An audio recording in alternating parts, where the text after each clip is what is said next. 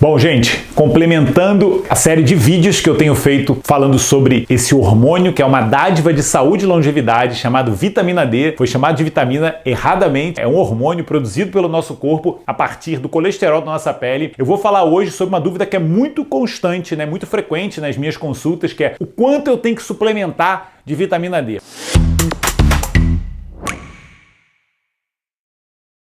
Bom, então é assim, o primeiro conceito que você tem que ter é a suplementação, como o nome mesmo diz, é para complementar, para suplementar os nossos hábitos, a nossa rotina. Então essa resposta ela é muito individual, Você tem que suplementar a vitamina D dependendo de quanto o seu corpo precise e de quanto você esteja produzindo. Existe uma individualidade bioquímica e muito relacionado com os nossos hábitos de vida. Essa pergunta feita por um pescador que está o dia inteiro no sol, é óbvio que não precisa suplementar, a menos que por causa de alguma comorbidade, alguma patologia, ou se ele já tenha bastante idade, aí pode ser que o corpo dele já não esteja produzindo. Eu expliquei isso no outro vídeo. Quando a gente vai envelhecendo, a nossa pele vai ficando mais fina e a nossa capacidade de produzir vitamina D vai diminuindo. Mas isso, graças a Deus, a gente consegue acompanhar com os níveis de vitamina D, 25-hidroxicólicalciferol. Esses são os níveis que a gente tem que dosar no sangue. Atenção, não é um 25 de hidroxi. A gente dosa a vitamina D pré-ativada, a vitamina D que fica estocada no nosso corpo, e a gente consegue ver como é que estão nossos níveis, se tem necessidade da gente suplementar ou não. Eu vou dizer quais são as 3 principais fontes de vitamina D que podem estimular nossas vias e podem otimizar a nossa saúde. As 3 principais fontes são a exposição solar moderada, adequada, consciente, naqueles horários de maior presença do raio ultravioleta B, aquela radiação do espectro de energia eletromagnética, tem a capacidade de fazer a quebra do colesterol na nossa pele e gerar essa vitamina, na verdade o precursor, que é o colicalciferol. Lembrar que no final do dia, no início da manhã, isso é muito fraco. Países como Portugal, que estão numa latitude 40, durante os meses de inverno e outono, não tem essa capacidade do ultravioleta em estimular a produção de vitamina D no nosso corpo. O sol, o astro-rei, é a forma mais fisiológica. Você só tem que entender quais os horários que você consegue produzir a vitamina D no seu corpo. Então, a forma principal chama-se exposição solar moderada e consciente. Muito importante isso. O excesso de sol é péssimo para a saúde, assim como você ficar fechado dentro de casa todos os dias, igual o vampiro. Isso também é péssimo para a saúde. Você tem que ter uma exposição equilibrada de sol e isso vai fazer com que o nosso corpo tenha a capacidade de produzir vitamina D. A segunda forma de produção de vitamina D é a partir da alimentação. Pela alimentação, a gente consegue colocar níveis de vitamina D no nosso corpo feitas por um animal. Então é a suplementação a partir de uma ingesta de carne animal, tanto do peixe, quanto do frango, quanto da vaca, etc. Então você consegue, por quê? Porque o animal fez isso por você. Então quando você toma, que a vovó mandava a gente tomar óleo de fígado de bacalhau, é que ali no fígado do bacalhau, a gordura do fígado do bacalhau tem ali concentração da vitamina D, também vitamina A, O óleo de fígado de bacalhau tem várias substâncias boas para a nossa saúde que foi produzida pelo peixe. Então o animal faz isso, ele faz essa conversão para a vitamina D pré-ativada e a gente consegue a partir do animal. Só que a quantidade de vitamina D que a gente consegue a partir da ingestão da vitamina feita por um outro ser, no nosso corpo tem um impacto muito pequeno. Perto do sol, a produção é muito maior. Então a vitamina D feita a partir da introdução de carne animal, ela tem uma capacidade muito pequena de elevar os nossos níveis séricos, perto de mais ou menos 20% seria a quantidade de vitamina D que seria a partir da alimentação, que você pode ter a partir dos animais e também talvez essa seja a maior fonte de suplementação de vitamina D, isso que muitas pessoas não sabem, por isso que a gente fala muito sobre alimentação plant-based. Você, a partir dessa alimentação diversificada do reino vegetal, e nesse caso aí é um reino à parte, a gente consegue ter isso, que são os cogumelos. Quando você come cogumelos, principalmente os cogumelos que foram secos ao sol, você pode chegar numa dose de cogumelos a ter 10.000 unidades de vitamina D, é o que o nosso corpo produz numa exposição solar moderada de mais ou menos 30 minutos. Então você imagina a quantidade de vitamina D que tem num cogumelo. Quando você come um salmão selvagem, é claro que não é o salmão de cativeiro, você pode chegar até 1.000 unidades. Um salmão de cativeiro não chega a ter nem a 200, mas o cogumelo do sol, ele tem uma capacidade muito grande de colocar no nosso corpo quantidade de vitamina D. A produção ali pelo cogumelo é realmente fantástica, então tem que colocar cogumelo como um hábito de vida.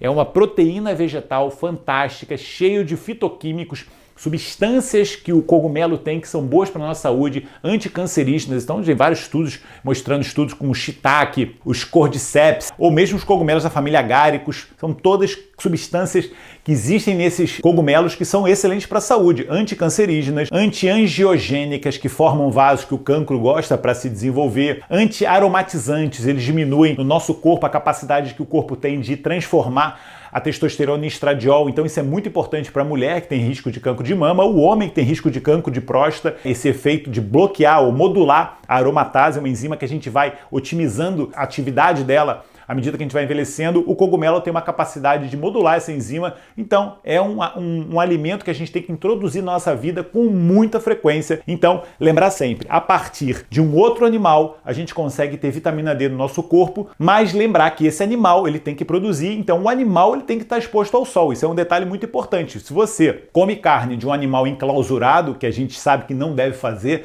porque essa carne ela tem um monte de substâncias ruins, esse animal come ração, esse animal não pegou sol, esse animal é maltratado e isto não é bom do ponto de vista energético, né? E não é bom para a sua saúde e não vai fazer você ter os níveis de vitamina D, porque é aquele animal também que não pegou sol, ele não tem capacidade de produzir. Deu para entender então? O animal grass feeds, né? O cogumelo seco ao sol e a galinha que anda solta no campo, esses animais têm capacidade de produzir vitamina D, mas lembrar que essa vitamina D ela tem um impacto muito pequeno nas concentrações do nosso corpo. Então vou colocar aqui em segundo lugar a alimentação. Lembrar sempre que se fosse para colocar um principal representante desse segundo item, eu colocaria os cogumelos. E a terceira, e muito utilizada, nesses dias que a gente vive hoje, enclausurados, fechados, como eu fico quando eu estou trabalhando o dia inteiro, é a suplementação. Então, a suplementação com vitamina D, ela é hoje uma necessidade do mundo urbanizado que a gente vive, cheio de roupas, cheio de ambientes fechados. Antigamente o ser humano andava pelado no sol o dia inteiro e hoje a gente fica com uma exposição do nosso corpo muito menor. Então, a suplementação ela é necessária e ela é muito favorável para a nossa saúde. O valor de suplementar, eu não tenho autorização de fazer isso aqui. Por quê? Porque isso é muito individual. Talvez o valor médio seria entre 5 a 10 mil unidades por dia para as pessoas que não têm noção de quanto devem suplementar, mas essa dose pode ser pequena para alguns e, por exemplo, para obesos ou para idosos, e pode ser muito alta para outros, pessoas que pegam o sol, pessoas que não têm necessidade, nem precisa suplementar com nada. Então, lembrar que a suplementação com a vitamina D em cápsulas, ela deve ser feita de acordo com a sua necessidade. Corpo muito inflamado, uma pessoa com cancro, com doença autoimune, talvez tenha uma indicação maior de doses, mas isso vocês têm que conversar com o seu médico, ele tem que dosar no sangue, é um exame que se faz muito simples e muito barato, e você, junto com o seu médico, adequar a sua estratégia de exposição solar, alimentação e suplementação para que você tenha níveis ótimos, que hoje são considerados níveis a partir de 50 nanogramas por decilitro, talvez 60, para algumas pessoas 80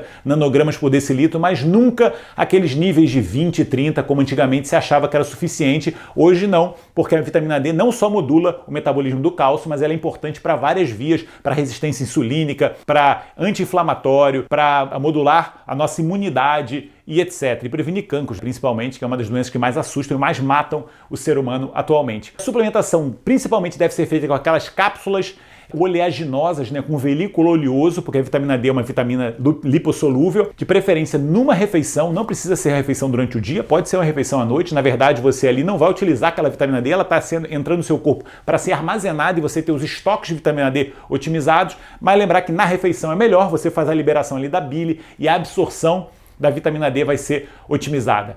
Deu para entender, gente? Então lembrar a suplementação, só para colocar aqui no meu quadrinho, suplementação.